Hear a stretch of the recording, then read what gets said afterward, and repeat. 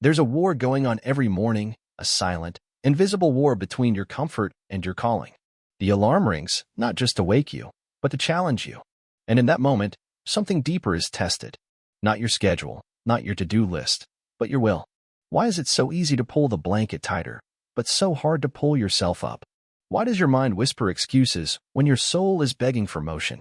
Most people lose the day before it even begins. They give in to 5 more minutes, not knowing that those 5 minutes slowly steal their fire. They think mornings are about waking up. But a Stoic knows, mornings are about rising up. Marcus Aurelius once reminded himself, you don't love yourself.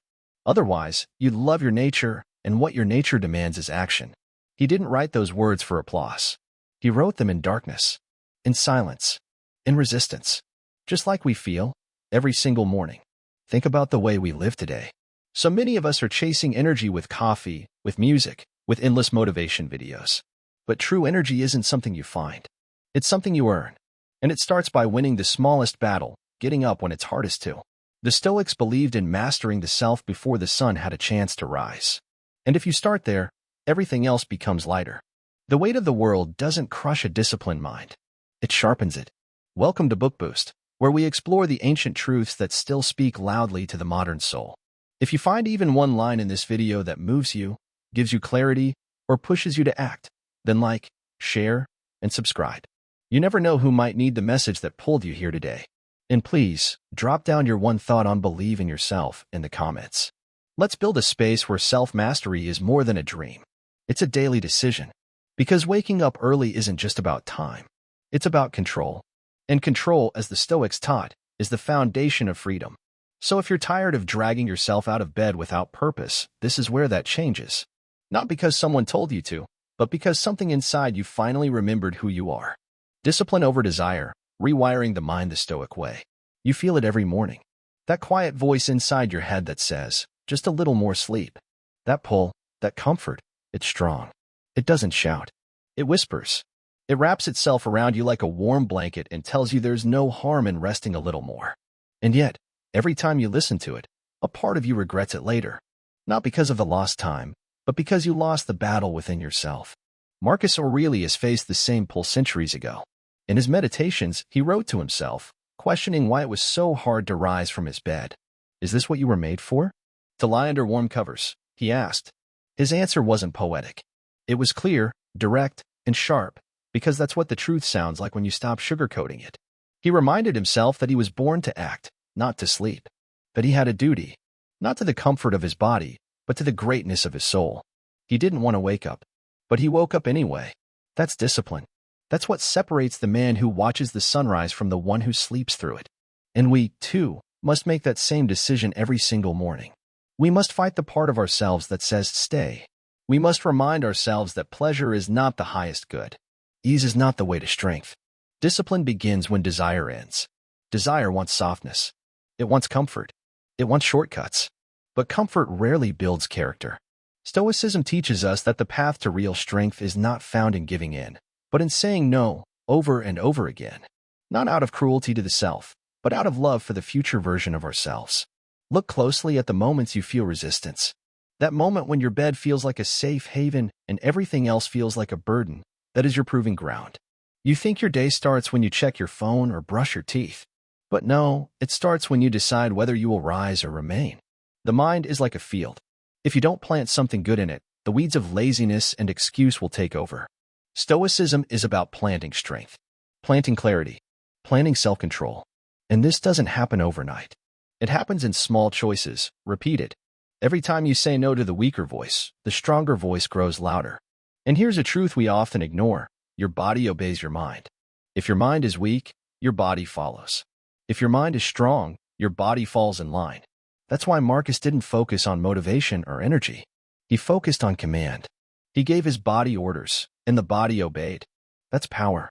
That's what you and I are capable of, if we stop giving in. You don't need perfect sleep to rise early. You don't need motivation to move.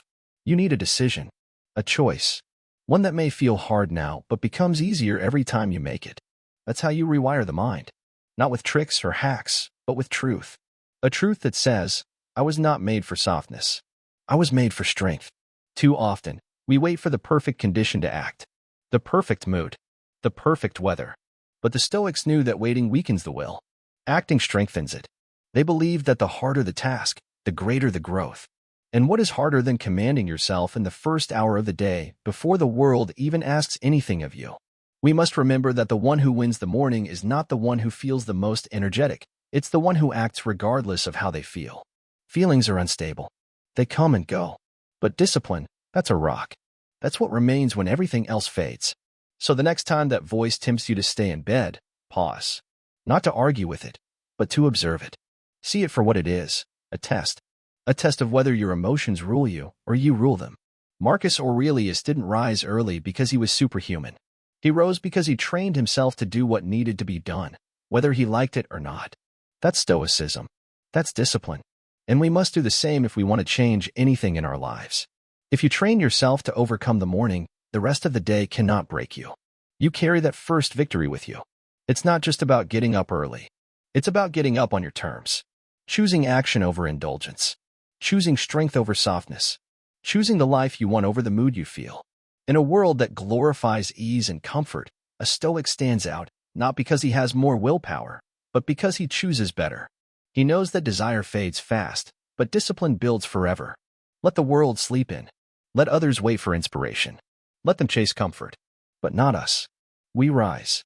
We command ourselves. We sharpen our minds like swords in the early morning silence. Because this is not just about waking up. It's about waking up to who you really are. Not the version shaped by excuses, but the version carved by choice. That's where it begins. Not at sunrise, but before it. In that small, powerful moment where desire meets discipline and discipline wins. The inner fortress, morning routines to strengthen soul and will. Every morning is a door. A quiet, heavy door that only you can open. And what waits behind it is not just the world outside, but the strength you carry within. Before the city wakes, before your phone lights up, before the noise takes over, there is stillness. That stillness is not empty.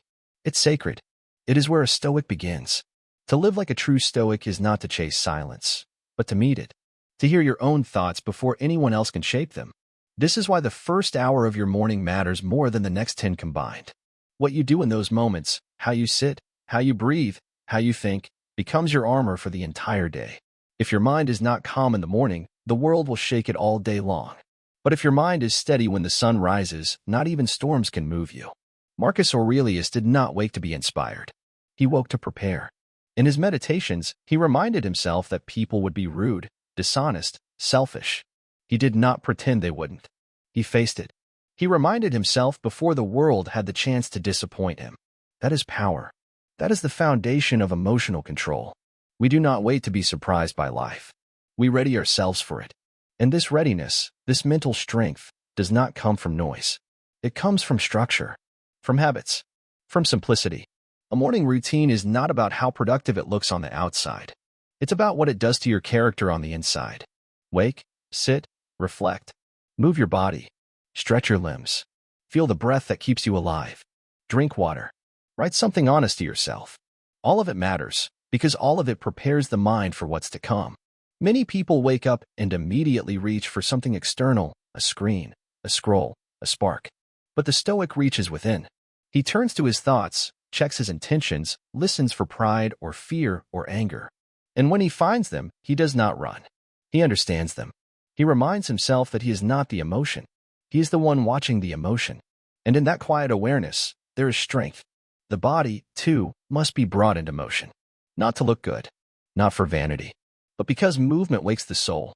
The Stoics walked, trained, and breathed deeply. They didn't need a gym. They needed space, air, simplicity.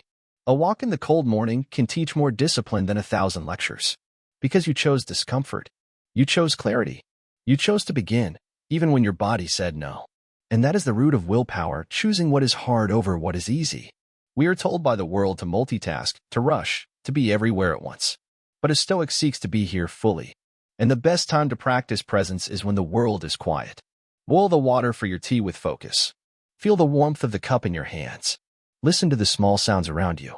The birds, the wind, your breath. These are not small things. These are the things that remind you are alive and you are in control. A strong morning does not mean a loud one. You do not need noise to feel alive. You need meaning. And meaning comes from intentional action. Ask yourself, what kind of person do I want to be today? And let every step, every breath, every decision reflect that answer. Because once you walk into the world will try to answer for you. And unless you are ready, you will follow without even realizing it. Writing, even just for 5 minutes, can shape your entire day. Not writing to be read, but writing to be honest. What am I afraid of? What am I grateful for? What must I let go of today? This is what Marcus did. This is what Epictetus encouraged. Do not lie to yourself on the page.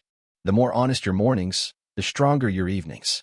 And if you fail, if you miss a morning, if you fall into distraction, do not shame yourself. Shame is noise. Regret is weight. Instead, return. Come back. Begin again. The Stoic path is not perfect. It is constant. It is loyal to the comeback. Even Marcus had to remind himself daily.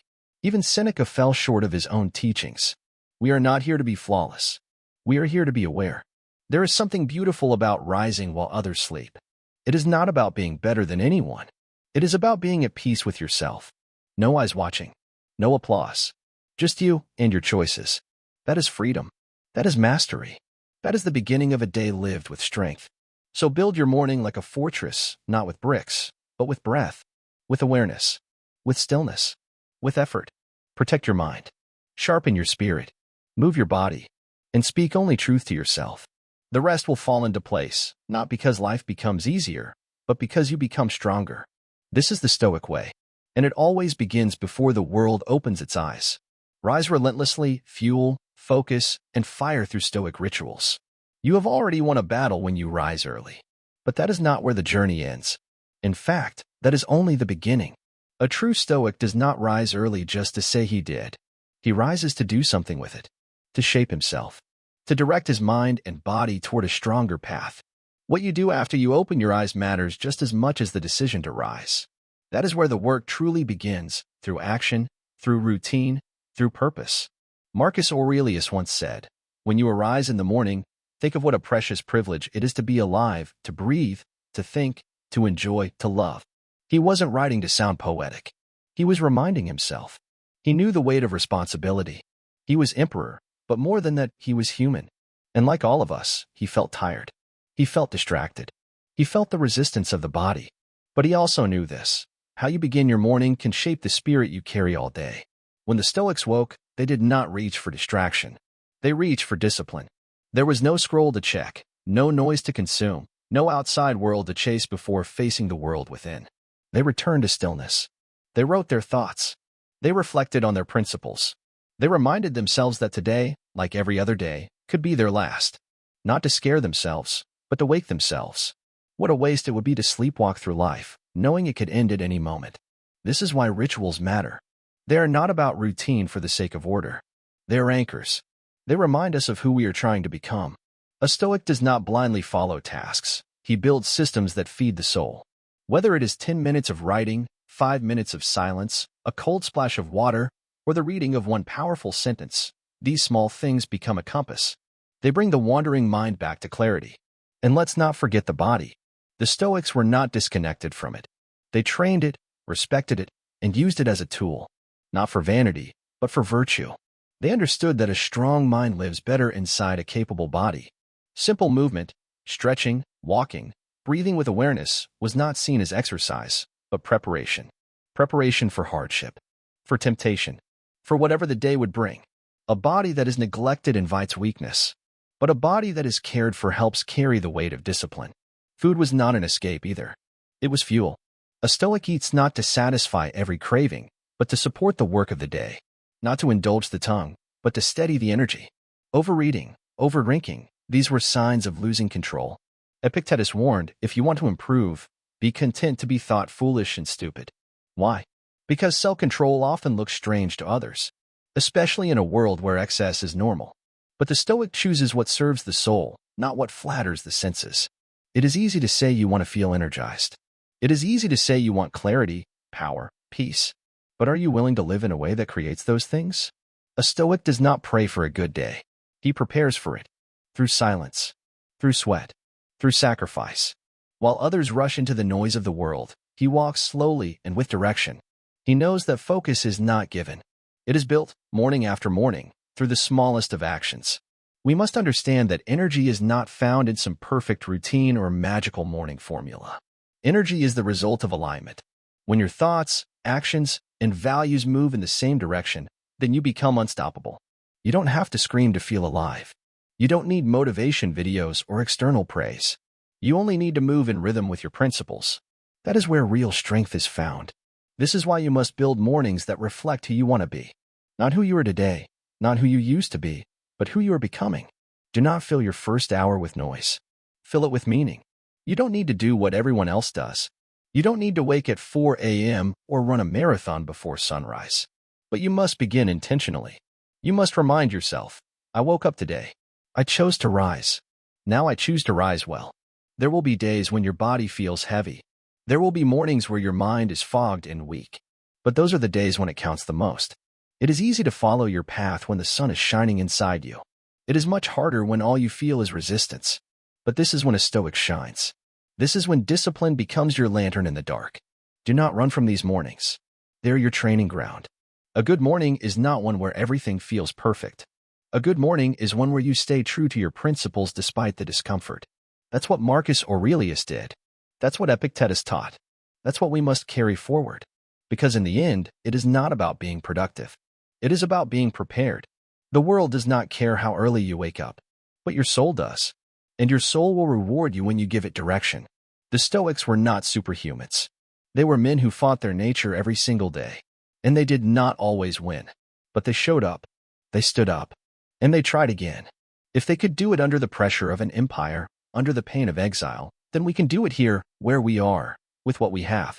So, when you rise tomorrow, don't just wake up. Prepare. Reflect. Move. Eat for strength. Breathe with intention.